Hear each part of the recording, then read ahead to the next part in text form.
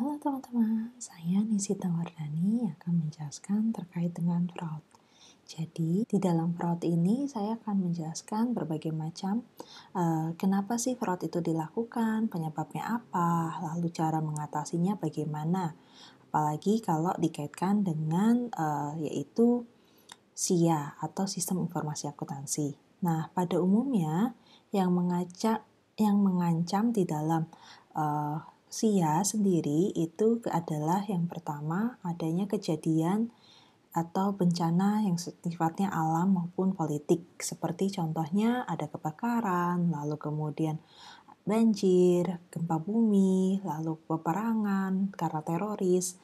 Nah, ini yang dapat mengancam adanya SIA.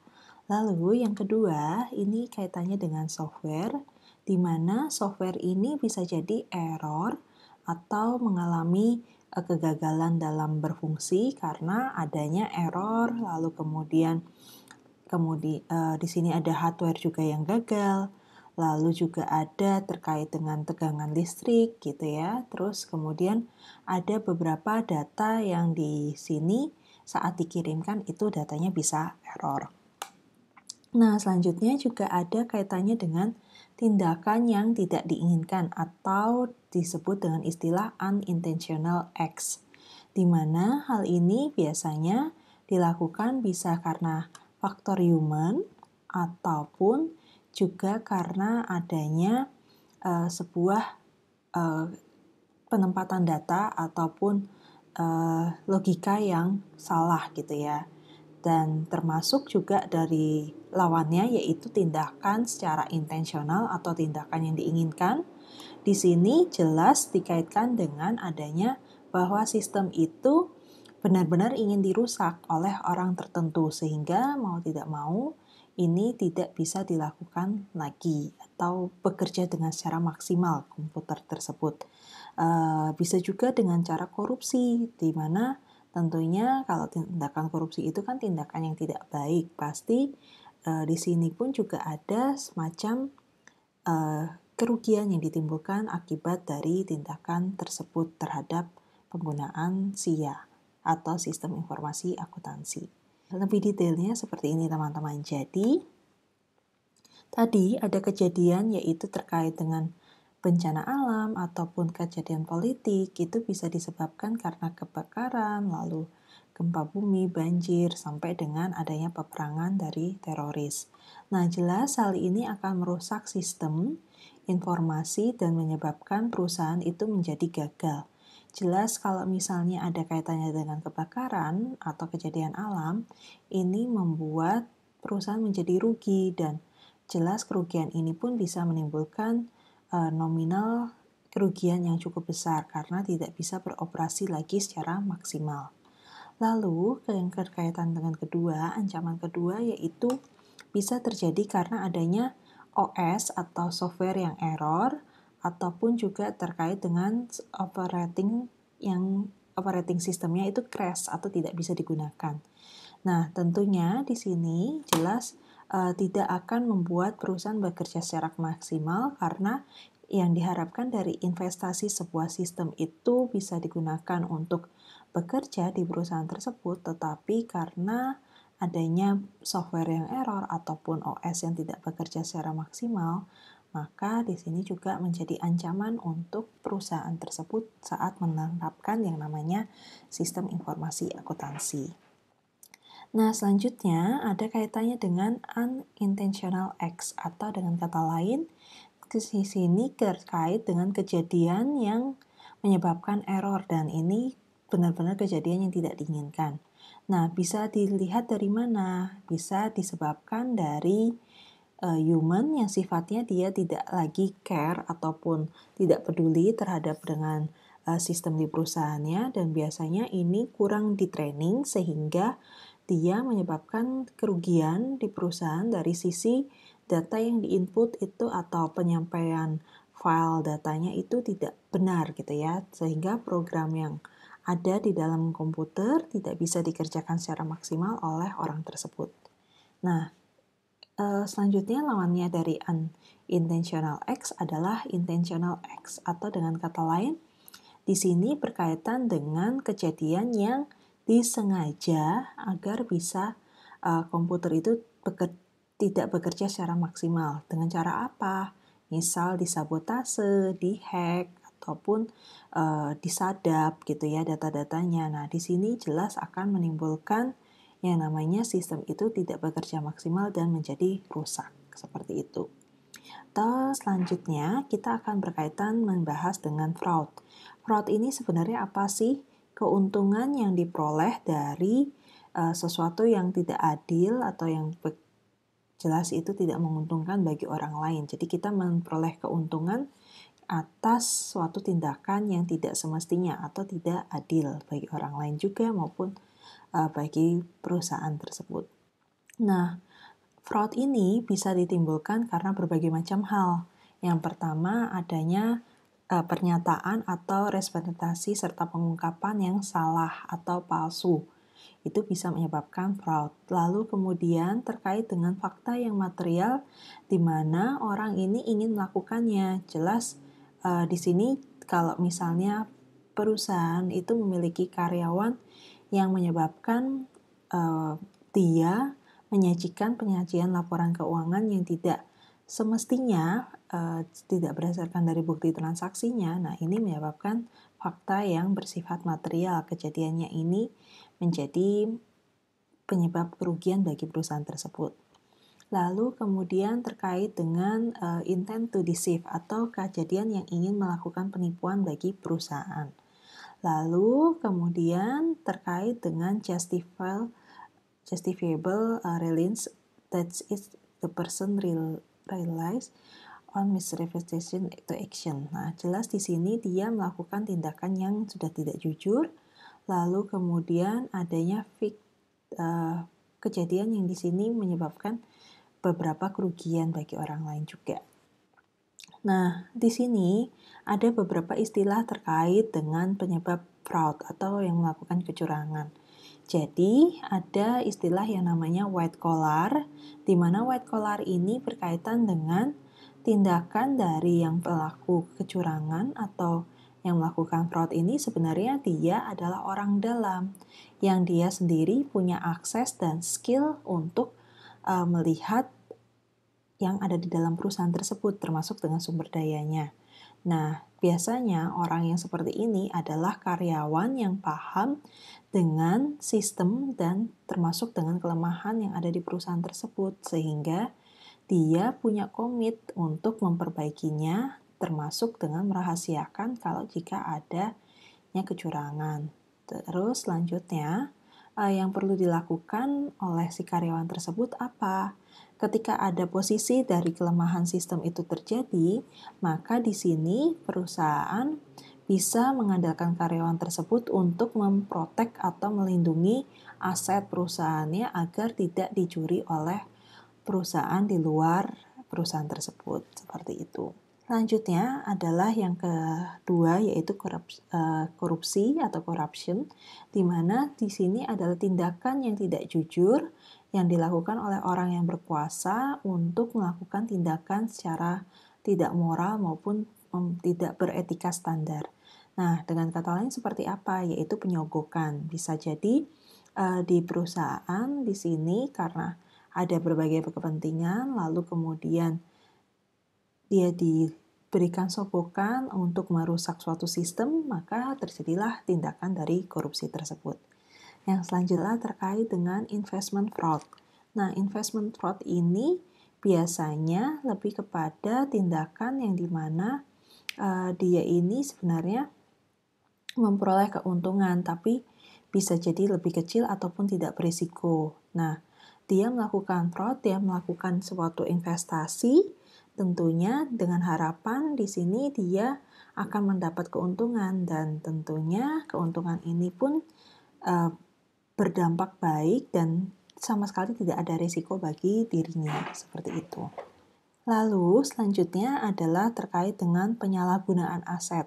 Nah, di sini biasanya dilakukan oleh karyawan yang melakukan pencurian terhadap aset perusahaan tersebut. Jadi dia melakukan pencurian untuk mendapatkan keuntungan, dengan alih-alih nanti suatu saat akan dikembalikan seperti itu. Tapi hal ini juga sudah termasuk hal yang salah. Nah, selanjutnya adalah penyalahgunaan dari laporan keuangan. Jadi, karena ingin mendapatkan laporan keuangan yang dinilai baik oleh investor, maka di sini perusahaan membuat laporan keuangan yang menyesatkan. Dengan kata lain, ketika nanti ada investor yang tertarik untuk menanamkan sahamnya atau menanamkan modalnya, di sini kejadian yang diungkapkan kepada pihak investor bukan merupakan laporan keuangan yang sesungguhnya, atau dengan kata lain di sini informasinya sudah menyesatkan bagi beberapa pihak. Untuk menangani hal tersebut, maka ada peraturan terkait dengan SAS nomor 99, ini untuk mendeteksi adanya fraud. Jadi, untuk mendeteksi adanya fraud, ada beberapa langkah yang perlu dilakukan. Yang pertama, paham dulu fraudnya itu apa sih, kecurangannya. Lalu kemudian mendiskusikan risiko yang akan timbul kepada beberapa teman-teman dari komite tim auditnya. Lalu kemudian dia akan mencari informasi. Dari pencarian informasi ini tentunya dicek apakah informasi tersebut sudah sesuai dengan bukti yang akan disajikan atau tidak. Lalu kemudian sudah mendapatkan bukti, mendapatkan informasi, diidentifikasi, dinilai, lalu melihat adanya risiko ataupun tidak. Lalu kalau ada berisiko, dilihat temuannya bisa nggak dicek dari dokumen yang ada berupa printout atau bukti transaksi. Nah, hasil temuan tersebut akan dikomunikasikan kepada pihak komite audit atau tim audit yang sedang dijalankan di dalam perusahaan tersebut. Nah, selanjutnya, kalau jika ada kaitannya dengan teknologi, berarti teknologi di sini juga akan dicek, akan diperiksa juga. Selanjutnya, terkait dengan siapa sih yang melakukan kecurangan dan mengapa mereka akan melakukan hal tersebut gitu ya. Jadi di sini pertama penyebabnya adalah orang muda. Orang muda yang sifatnya masih penasaran, egonya tinggi gitu ya, dia bisa melakukan kemungkinan adanya fraud. Lalu di sini pun dia juga bisa melakukan dengan cara apa? Bisa menyadap data ataupun jual beli data yang ada di perusahaan tersebut atau merusak program yang ada di perusahaan tersebut juga bisa. Lalu kemudian juga ada timbulnya karena uang. Karena kepepet gitu ya, kebutuhan hidup yang tinggi, maka di sini uang pun menjadi dasar untuk melakukan adanya kecurangan. Lalu kemudian ada kaitannya dengan software. Software di sini pun bisa dihack ataupun dijual datanya kepada pihak lain sehingga perusahaan menjadi kerugian karena menjadi rugi karena adanya data yang dijual seperti itu. Lalu kemudian ada istilah yaitu fraud triangle. Ini untuk fraud triangle itu ada 3 hal yang didasari. Yang pertama adalah opportunity, pressure, lalu kemudian rasional. Orang akan melakukan suatu hal atau kecurangan bisa karena adanya tindakan tekanan dari bagian finansialnya, keuangannya, atau secara emosionalnya maupun secara gaya hidupnya. Termasuk di sini jelas tindakan apa yang akan dilakukan untuk kaitan dengan laporan keuangan, misal seperti itu ya. Tindakan yang dia lakukan kesalahannya yaitu dengan membuat laporan keuangan yang tidak semestinya atau melakukan penyampaian informasi yang menyesatkan. Lalu dia juga bisa secara opportunity atau secara kesempatan itu melakukan yang namanya di sini fraud itu dilakukan agar dia juga mendapatkan keuntungan gitu ya karena adanya tindakan atau kondisi yang bisa menguntungkan bagi dirinya. Selanjutnya ada kaitannya dengan rasionalisasi. Rasionalisasi ini bisa timbul karena sikapnya. Sikapnya ini bisa menyebabkan adanya fraud. Jadi karena adanya beberapa ego lalu kurang baik secara personalnya, integritasnya itu pun juga kurang.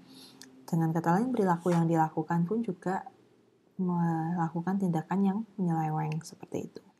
Nah, selanjutnya dikaitkan dengan yang namanya tindakan kecurangan secara predatory ini bisa menyebabkan atau timbul karena apa? Yaitu karena adanya kesempatan untuk melakukan tindakan kriminal yang berdampak pada tindakan kecurangan. Nah, penyebabnya bisa dari tadi pressure, lalu kemudian opportunity maupun rasionalisasi. Saya akan menjelaskan satu persatu contohnya untuk bagian pressure, opportunity, dan rasionalisasi setelah ini. Jadi di bagian pressure, di sini pressure ini dilakukan karena orang ingin mendapatkan insentif atau motivasi untuk melakukan fraud. Babnya apa? Bisa dari keuangannya, emosionalnya, maupun gaya hidup. Jadi ketika uang itu tidak cukup karena gajinya gitu ya, nggak cukup ya udah saya melakukan kecurangan agar bisa memenuhi gaya hidup saya. Ya maka di sini tekanan itu karena gaya hidupnya itu tinggi gitu ya, butuh yang namanya barang-barang yang branded ataupun butuh untuk memenuhi sosialitanya gitu ya, kebutuhan sosial, maka di sini ya sudah akhirnya dia melakukan tindakan untuk melakukan kecurangan di perusahaan tersebut karena akibat dari gajinya yang kurang. Lalu bagaimana kaitannya dengan emosionalnya? Nah, emosionalnya pun juga dia pastinya akan menjadi tertantang untuk melakukan yang namanya perlawanan dari sistem yang ada di perusahaan tersebut. Lalu dia juga ingin mendapatkan keuntungan akibat dari tindakan baik secara finansial maupun dari tindakan yang ada di perusahaan itu. Dan egonya pun juga pastinya tinggi. Nah, untuk di bagian lifestyle-nya, kalau dia hobinya itu drug, lalu berkaitan dengan alkohol, di sini pasti mau nggak mau kebutuhan hidup yang tinggi itu dikaitkan dengan keuangannya yang kurang juga, seperti itu. Lalu kemudian terkait dengan finansial itu bisa jadi karena adanya karakteristik manajemennya. Jadi ketika karakteristik manajemen di sini itu gagal berkaitan untuk melihat adanya keeroran atau tidak adanya tindakan yang sesuai gitu ya, tidak ada yang berkaitan dengan keinginannya dari tindakan manajemen ya, maka di sini kegagalan ketika dia melakukan error atau penyampaian data atau ketika ada masalah, kondisi yang ada di industrinya menjadi menurun. Dan jelas di sini tidak mampu bisa bersaing dengan berbagai macam dari persaingan yang ada. Lalu kemudian dari segi keuangan jelas ini menjadi lebih berat untuk menangani misalnya kalau adanya resesi ataupun inflasi seperti itu. Lalu berkaitan dengan opportunity, di sini kaitannya dengan kondisi atau suatu tindak situasi yang orang itu sebenarnya mampu. Nah, ada 3 kondisi. Yang pertama, ini kaitannya dengan commit the fraud, di mana pencurian aset ini atau penyalahgunaan untuk dilakukan dalam laporan keuangan. Jadi, aset-aset tersebut dicuri, lalu kemudian disalahgunakan, lalu penyampaian laporan keuangannya pun juga tidak sesuai. Misal, ya udah kita ambil dulu deh asetnya sekian, lalu nanti akan dikembalikan setelah misalnya dapat gaji. Nah, itu juga salah satu tindakan melakukan fraud yang curang. Lalu kemudian merahasiakan adanya fraud sendiri. Karena bisa jadi pas saat adanya fraud, perusahaan butuh yang namanya usaha dengan waktu serta bukti agar biar tidak kelihatan oleh orang yang melakukan tindakan kecurangan tersebut, perusahaan menutupinya lalu sampai akhirnya ada bukti dan usaha untuk biar fraud ini terungkap gitu ya. Selanjutnya adanya terkait dengan di sini pencurian atau keuntungan yang menyebabkan dari yang namanya misrepresentation atau dengan kata lain kegagalan dalam penyajian.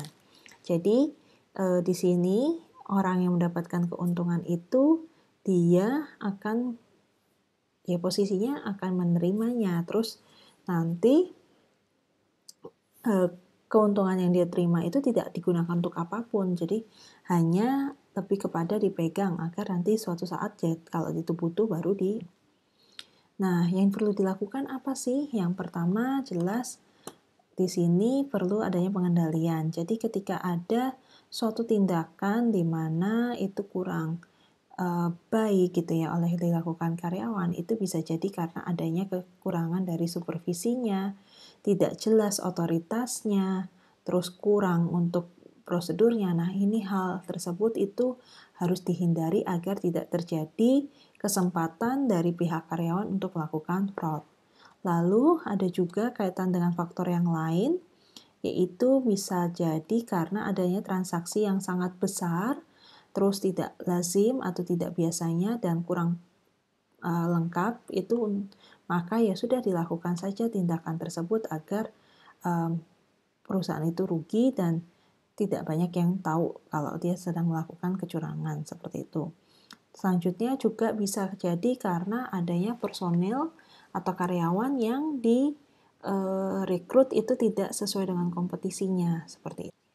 Nah, selanjutnya ada kaitannya dengan rasionalisasi. Jadi pelaku ini melakukan tindakan yang secara ilegal dan jelas hal ini tidak baik. Tuh. Lalu kaitannya dengan computer fraud. Nah, computer fraud ini diartikan sebagai yaitu jadi computer fraud ini dilakukan ketika posisinya dia melakukan kecurangan terhadap komputer atau teknologi yang ada. Nah, pertama bisa dilakukan karena apa sih? Yaitu tindakan pencurian karena adanya akses yang tidak terotorisasi. Bisa lewat hardware-nya, software, datanya di-copy lalu dirusak gitu ya, terus dibagikan kepada orang lain juga. Lalu kemudian mencuri aset agar nanti bisa dilihat atau di-cover dari pencatatan yang ada di komputer tersebut. Jadi pencurian aset ini bisa dicek gitu ya penyebabnya apa dari pencatatan yang ada di komputernya. Terus memperoleh informasi dari tindakan yaitu properti yang tidak semestinya gitu ya. Jadi properti yang berwujud di informasi yang diterima itu dari komputer dan ini tindakannya secara ilegal. Jadi udah dapat informasi, terus kemudian itu tidak sesuai dengan aksesnya, lalu kemudian akhirnya ya sudah deh, kalau gini caranya bisa nggak ya kita bocorkan kepada pihak lain. Nah, ini bisa terjadi kalau di dalam perusahaan ketika misalnya ada salah satu karyawan yang mengatakan bahwa oh ini gaji saya nggak cukup, terus tindakan itu bisa dilakukan dengan salah satunya yaitu memperoleh informasi secara ilegal lalu dibagikan kepada pihak lain. Nah, kalau seperti ini bagaimana caranya? Yaitu kita akan lihat dari inputannya dulu. Data yang diinput itu seperti apa sih? Apakah datanya di sini dia diposisikan menginputnya tidak sesuai dengan bukti transaksi atau tidak? Atau benar atau bukan, salah gitu ya. Lalu kemudian memproses adanya kecurangan tersebut. Nah, ketika pas saat diproses, dilihat data yang dimasukkan benar atau tidak, angkanya sesuai atau tidak. Lalu kemudian disimpannya dalam file yang sesuai atau tidak gitu ya. Terus kemudian ada kaitannya juga dengan computer instruction fraud, di mana ada yaitu penyebab bahwa yang namanya software ini dilakukan tidak semestinya atau tidak sesuai dengan lisensinya, seperti itu. Lalu untuk membuktikan hal tersebut dilihat dari mana? Dari dokumen yang di print out ataupun dari bukti-bukti yang ada. Nah, untuk mencegah hal tersebut bisa dilakukan dengan cara apa sih? Yaitu menciptakan budaya yang menghindari stres, saling berkomit antar satu karyawan dengan yang lainnya, terus peranan aktif di antar satu karyawan dengan yang lain, saling adanya keterlibatan mulai dari direksi sampai dengan bagian karyawannya, lalu mengembangkan adanya yaitu security-nya yang benar, terus kemudian bisa juga karena hal ini, oh ya sudah kalau gitu karyawan itu kalau butuh program ya disupport, di-training, ataupun agar tidak bisa menimbulkan adanya tekanan gitu. Lalu kemudian secara di sini untuk yang namanya peningkatan dari kesulitan fraud itu bisa diatasi dengan cara apa? Yaitu mengembangkan security yang jelas harus kuat, dengan pengendaliannya juga yang kuat, lalu kemudian mengimplementasikan dari pekerjaan yang semestinya, terus menyimpan data ataupun aset dengan baik, dengan catatannya dengan sesuai gitu ya. Terus improve the detection method, berarti memperbaiki metode yang ada, yaitu dengan cara memotivasi karyawannya agar tidak melakukan kesalahan yang terus-menerus seperti itu. Terus melakukan kecurangan itu dihilangkan posisinya. Jadi membuat adanya asuransi, ada backup dari setiap data yang ada.